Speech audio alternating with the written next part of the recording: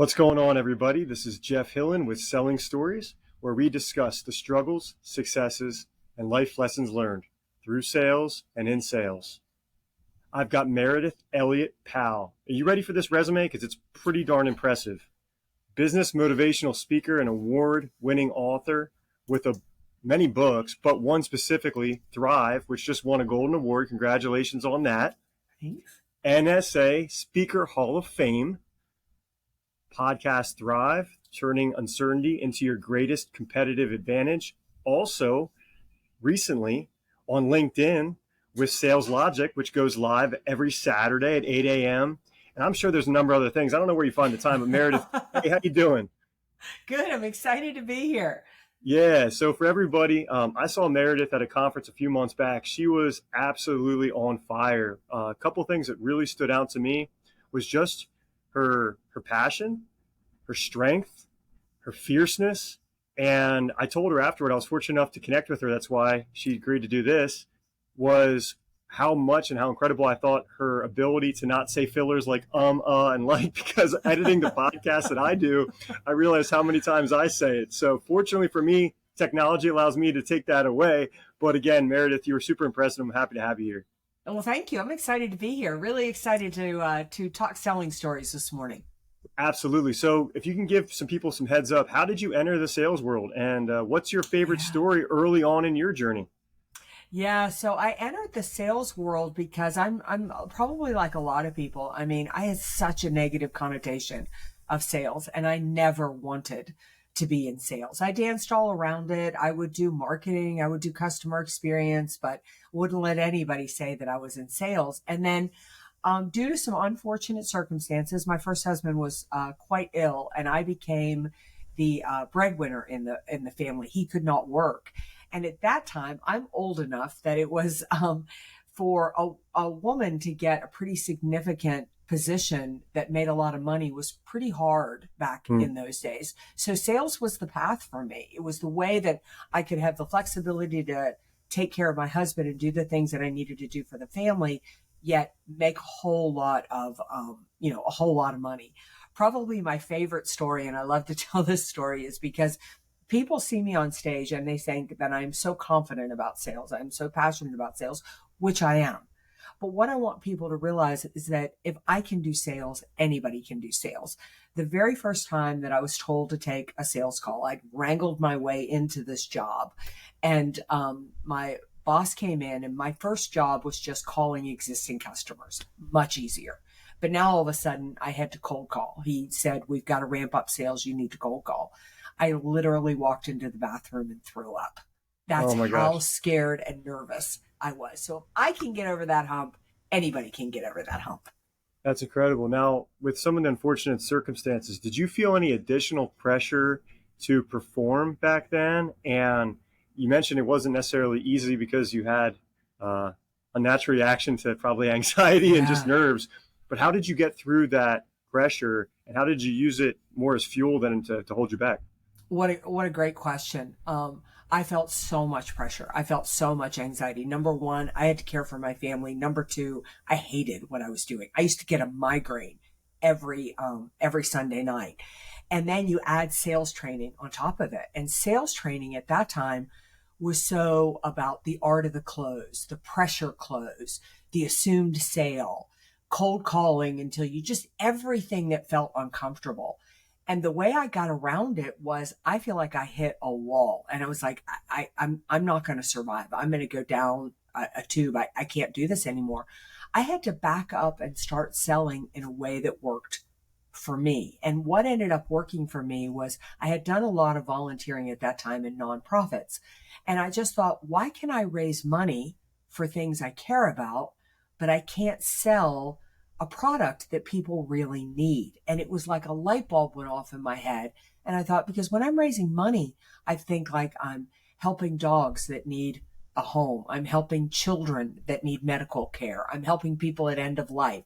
The other words is I'm helping people. And once I clicked over in my head, I don't have to close a sale. Who cares if anybody ever buys from me? But we've got a great product or service. I've got to let people know. And once I made that click in my mind that all I was doing was trying to make sure people had the information they needed to make an informed decision. Not only was it easy for me, but I started to blow through my goals like crazy. So in a nutshell, I developed my own process, and I had to get off the train that sales trainers were trying to take me down. That's so insightful, and I appreciate you telling that, because there's so many people out there that are sales coaches or business coaches, and what you said resonates with me too. Everybody's unique, and Yeah. everybody's approach to how they interpret and how they deliver is going to be different. So you want to take what people like yourself or other people that have systems or strategies, it's speaking to somebody, but it might not speak to you every single time. And if you're able to at least increase your awareness, increase your education, and figure out what works for you. Again, I have a sales intern right now that I'm trying to work through. And the first few cold calls we did, he was so nervous. And I forgot how nerve-wracking that can Yeah. be. And one of the things I told him was, what would you do if you saw one of your buddies that you just happened to walk into the door? How would you approach him? And you'd say, hey, man, what's going on? I can't believe to run into you. You'd smile. It would be so natural. And you're walking in the door trying to pitch somebody, and they don't know who you are. They don't know Yeah. what you're about. And it comes off extremely difficult to connect right off the get-go. So it's very important that you make sure you understand what other people are doing, but also take it for what it is, and take it for how it's going to help you.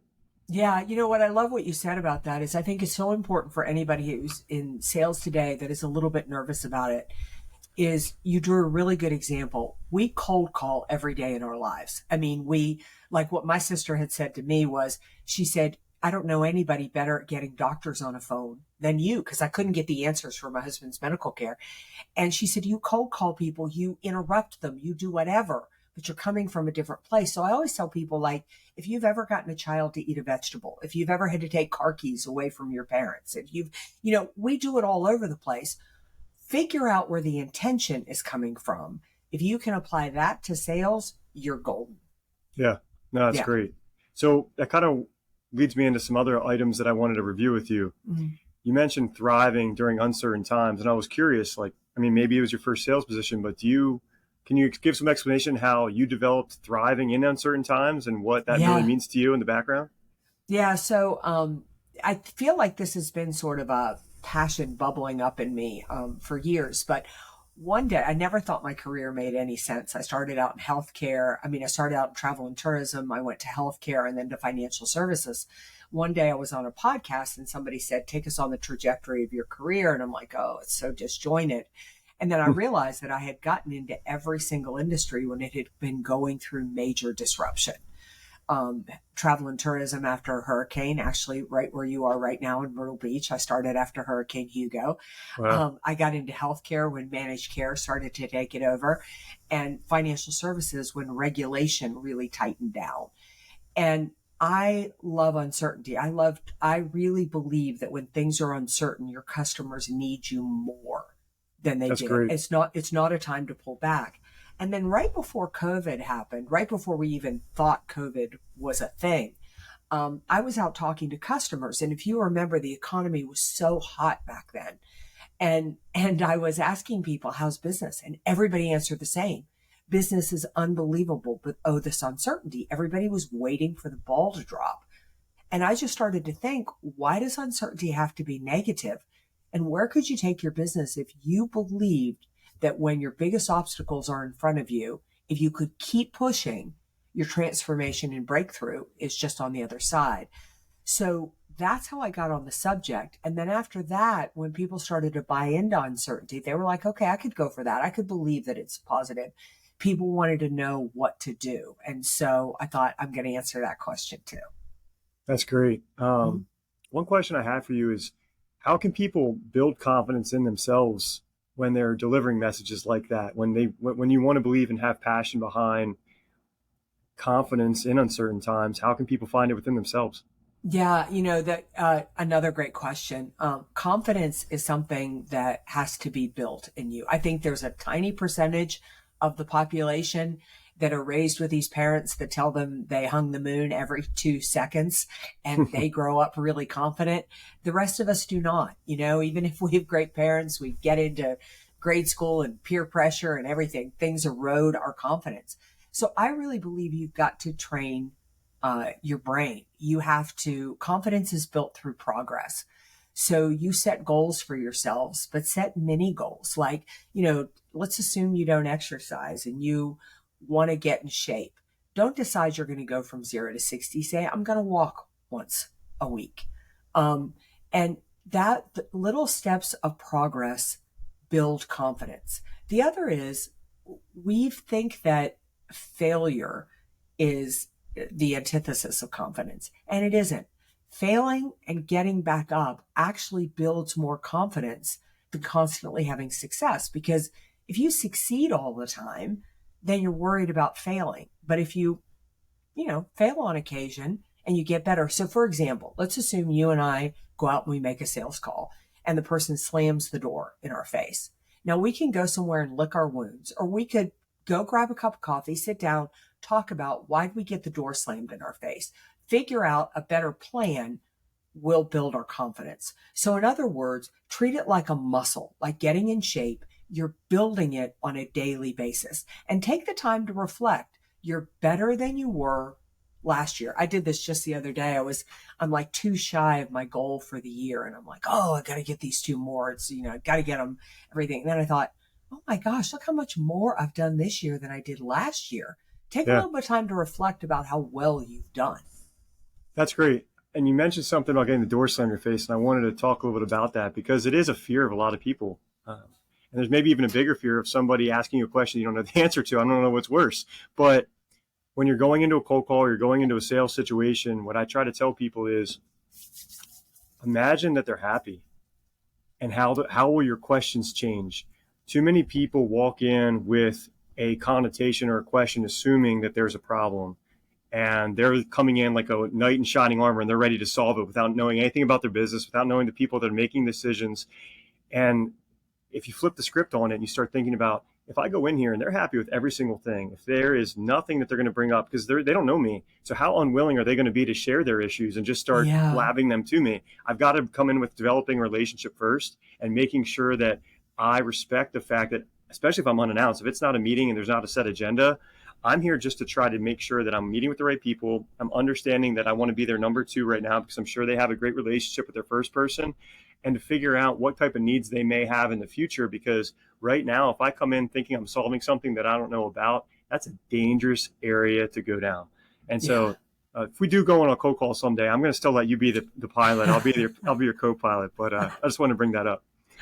Yeah, I always tell people, what do you think the chances are that you're going to interact with somebody at the exact moment they're ready to buy? I mean, nobody got up this morning, I certainly didn't, and got down on one knee and said, dear God, if nothing else happens to me, have somebody else reach out to me and call on me. Yeah. So you have to, it's not rejection. I think the biggest mistake salespeople make is we think it's about us. And it has nothing to do with us. I mean, I have an email from a financial advisor I really want to talk to in my inbox. It has been sitting in there over a week. And the reason it's in there is because I'm too busy to get to it. And I just thought about it. I was drying my hair this morning. I thought, oh my God, I got to email them back. You know what? It will not happen until I land in Denver, Colorado tonight. Now, they could be sitting there thinking they've been rejected. They've been all these types of things. They haven't.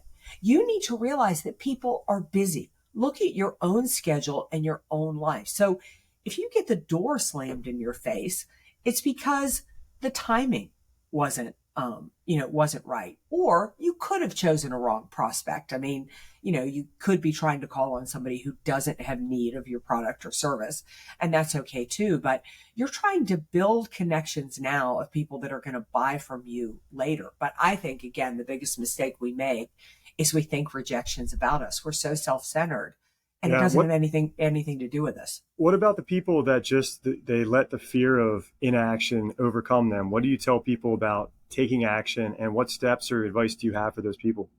Yeah, inaction, talk about the biggest thing that's going to erode your confidence. It's inaction.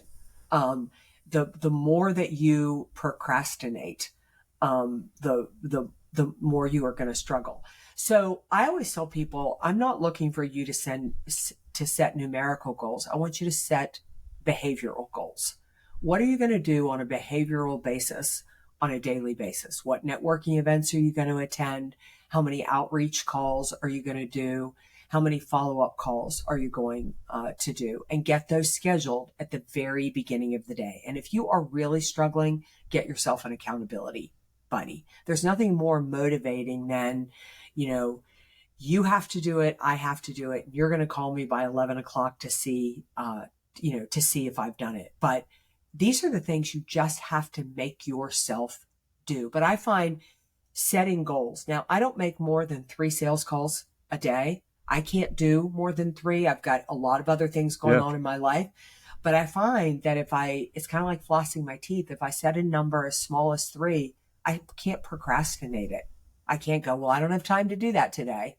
So you got to figure out what works for you, but you need to set behavioral goals, and you just need to do those behaviors on a regular basis. When you started getting into the speaking arrangements, I'm guessing that's a network of people that you have to navigate. Did you have any personal stories or, I guess, goals in the speaking space to try to make sure that you stay motivated? Because that's one of those things where, you could probably look back and say 6 months went by and I didn't do anything to get to those levels, because you're a fantastic speaker. So what did you set for yourself? And is there anything that you look back on and go, all right, this is why I'm able to do the things I do today? Yeah, completely. Number one is I'm a really big believer, when I started getting into speaking, just like when I got into anything else, is you have to be surrounded by people who are more successful than you are. So you've got to find the network. Just by osmosis, if you can land yourself in a group of people that are more successful than you are in the particular area you want to be successful in, you're going to become more successful. And then there were 2 things that I knew I needed to learn about the business. Number one is I needed to be a better speaker. So I, took classes on how to tell stories, how to structure a keynote, the art of the close. I mean, really understanding what went together to put together a good product. So this is relevant for anybody who sells anything, because your ticket to entry is a good product. If I get on stage and I'm not any good, I don't care how many sales calls I make. It's going to be so much harder to do that. So you've got to have a good product. The other was I needed to understand what it took to get on stage. What was the right sales process?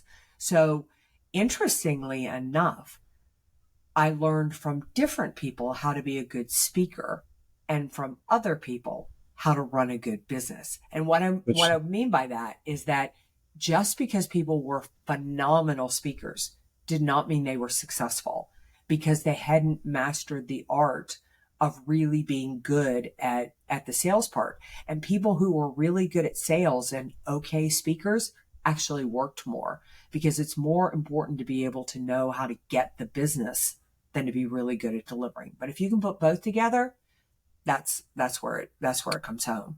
That's really interesting. I know the thing that comes into my mind is not that I want people from McDonald's to sue me, but McDonald's doesn't have the best hamburger or best cheeseburger, but you always see a line. And I'm not saying Starbucks has terrible coffee. They have good coffee, but the fact is they're always in good locations with a line. And the fact is, if you're a great speaker and nobody knows about you, you're not getting booked, right? I mean, just the nature of the game. And the same thing in sales. You can have a great product, but if nobody knows about it, nobody's going to buy it. So there's that brand image thing. And I always believe in self-branding, because when it comes to sales, people buy from the people that they want to work with. And you can sit here today and have the best product, but who knows what your competitors have behind the curtain that they're developing and working on that's going to be a better toy or trinket or whatever you sell.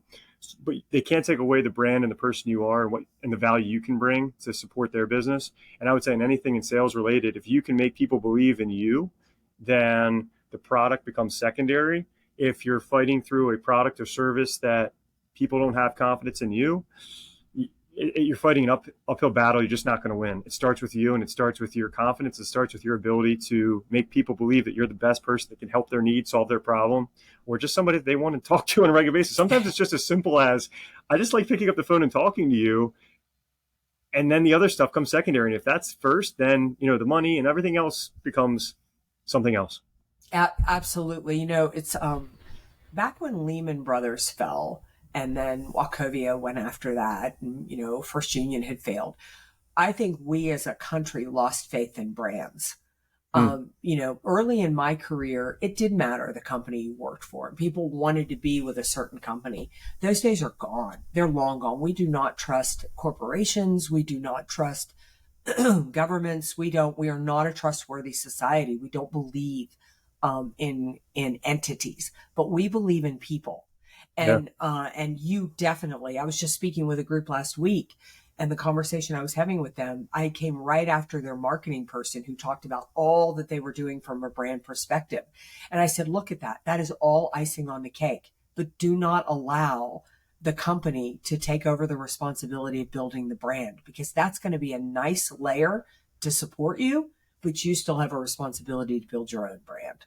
One thing I wanted to highlight, because it reminded me of a story early on in my career for material handling. I'm in the forklift rack system business, and I met with an opportunity through a company that was local to me, but they didn't know who I was, and I was doing this less than 6 months, and it was a project well beyond my skill set. I was still in training. I still actually had to go to our manufacturer to get additional training, because until you got that, you actually weren't able to sell. So that was, early novice on, but it was a great opportunity. So I was hopefully in tune enough to bring one of the guys who've been doing this a long time with me, and he clicked with the decision maker.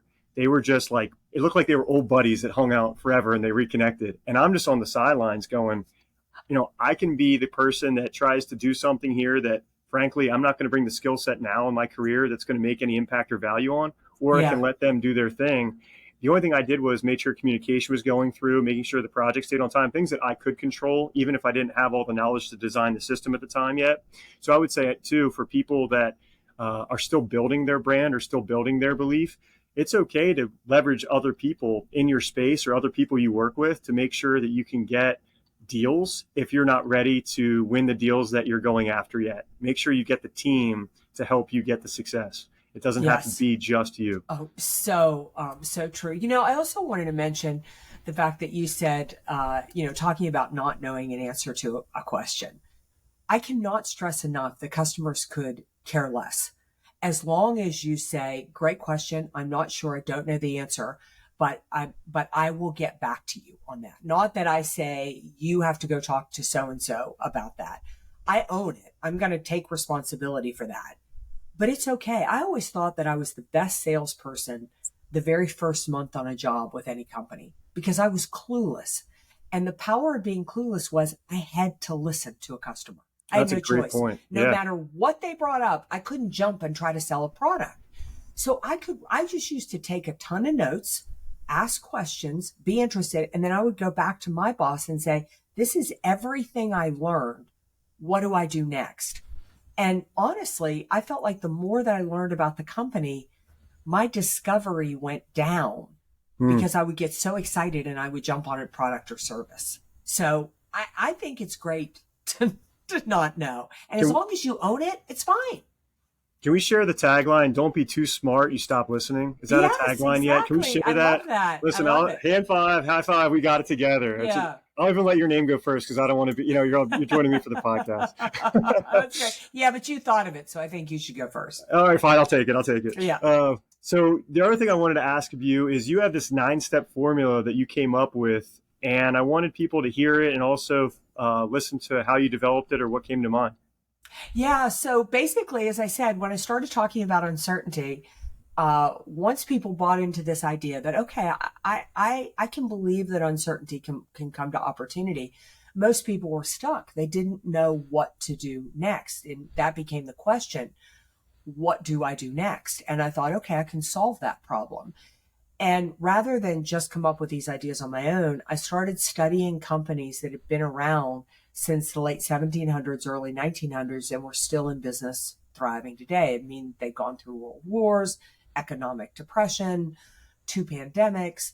And from that, I extracted a formula that literally, if you did these steps, I could guarantee, not because I thought so, but because it was backed up by 250 years worth of research, that I could guarantee that you would be able to push through any obstacle, whether it was as small as a new competitor in the market, or as big as,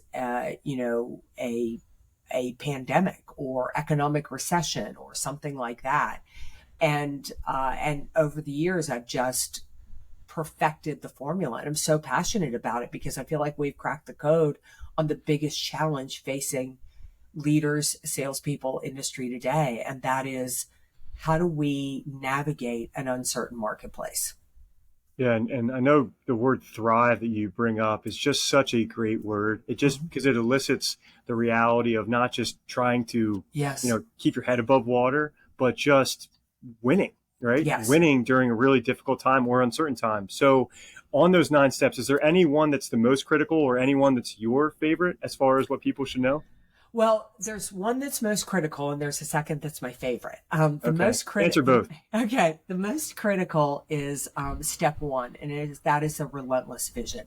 You can't go anywhere unless you have a relentless vision.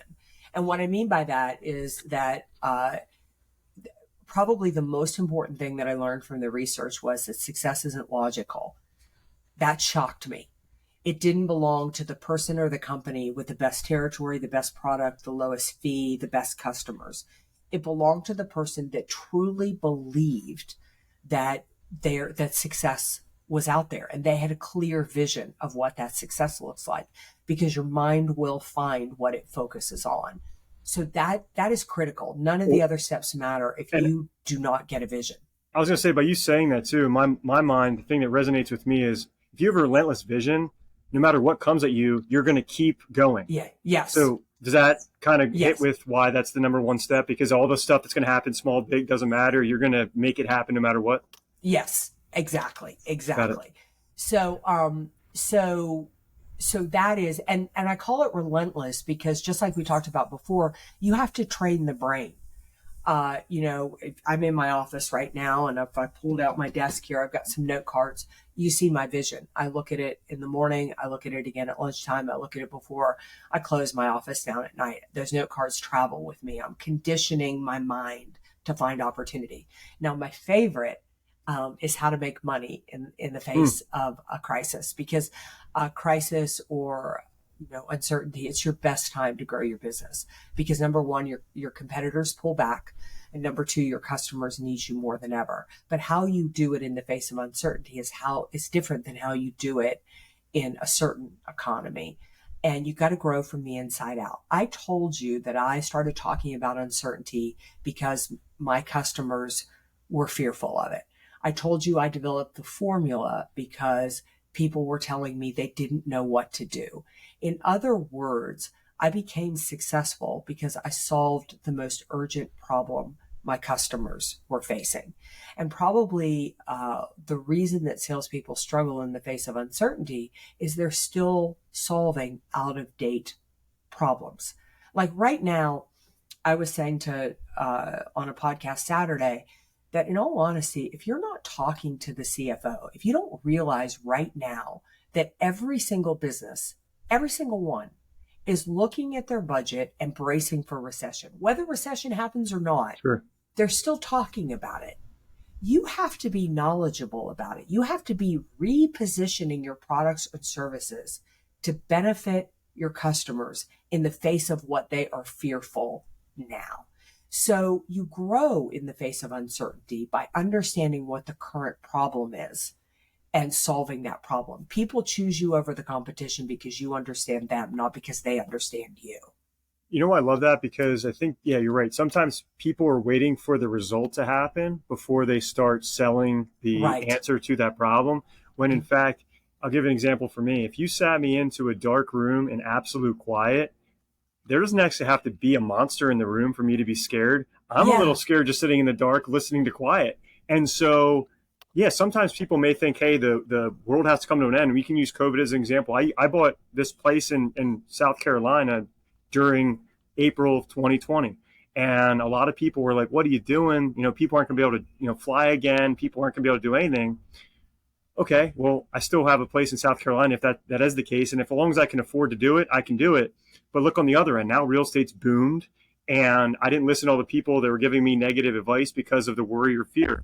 But if you educate yourself and you have the resources to make a decision, it's a lot easier to make action. And it's important, again, even in business or selling too, to know, hey, if I can give them the answer, even if that never comes up, but I can bring it up and use fear, maybe to my advantage, but also understand what that problem elicits and get an answer that makes sense to them, whether it happens or doesn't, I mean, you're going to win. Yeah, exactly. Because it's a myth that people will not spend money in a tough economy. They will, but they want to solve it for somebody that they believe can help them.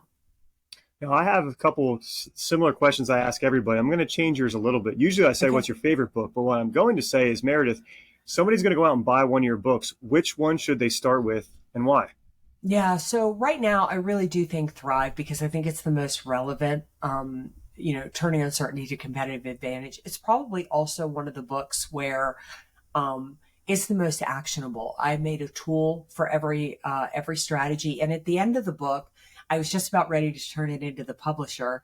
And I thought, I'm not finished, because not only can you apply the formula to your professional life, but I did a section on applying it to your personal life, because uncertainty doesn't end at 5:00. That's great. Yeah. As far as mentors or role models in the business world, is there somebody specifically you look up to? Yeah, there's actually a lot of people that I follow. One I think that people would find really interesting is I am still a really big Dale Carnegie fan. I make all of my clients, and I read it at least once a year, How to Win Friends and Influence People. I love it because at the end of the day, this is still a people business, and you need to be focused on the people. The other is, a lot of the people that I follow are really in the business world. I follow the markets a lot. I follow economics quite a bit. So I'm a little bit of a geek in some of the people that I follow there, but I think it's important for me to really intimately understand what's happening in those worlds in order to be effective in mine. That makes sense. Now, I wanted to ask, for somebody that's struggling in sales, or maybe somebody that's considering starting in sales like you did and had some negative connotation towards the word, what advice would you give them? Yeah, number one is that it's give yourself time. I mean, you're not gonna master this in a day. Two, the very first thing that I would do, I wish that I had done, is if I were just starting, I would have gone out and interviewed successful salespeople. I would have gone out and asked for advice. What would you tell me to do? What would be good thoughts and good ideas? If you were in my position, how would you get started? The last is I build my network. I'm a big believer, build your network. It will literally change your life. Now, you're an incredibly impressive person, and I want people to be able to find you. So where can they do that? What's the easiest way to find Meridith? Well, thank you for that. They can find me. I'm a big believer too in build your network, change your life. So if you reach out to me, I will connect with you. You can find me on LinkedIn. I live on that social media channel more than any, or reach out to my website, valuespeaker.com, just the words valuespeaker.com. And you can find all my books. You can find my podcasts. You can reach out, send me a question. And I love it when people reach out and send me questions, because it helps me understand what's going on with my client base. I can say I knew this was going to be a great podcast episode. This was a fantastic conversation. You're just an easy person to elicit information from and connect with. So I want to thank you for joining me on this Selling Stories podcast. And one thing that I learned just from discussing with you, I guess my recap for my own self, is a lot of this is a mind game. You know, a lot of this is a mind shift. When you started in sales, it was kind of getting over the fact of how you positioned your success and thought process to make the decision or the information you were providing to people not a selly, sticky thing. And then when it comes to thriving in uncertain times, it's really just a mind shift and how you create those as opportunities and don't look at them as problems. And so again, and you've said it yourself, you're somebody that's successful. You still continue to look at your information and visions every day because you want to train your mind to think positively and see things as an opportunity, not as a problem. So thank you so much for the information you provided for us today.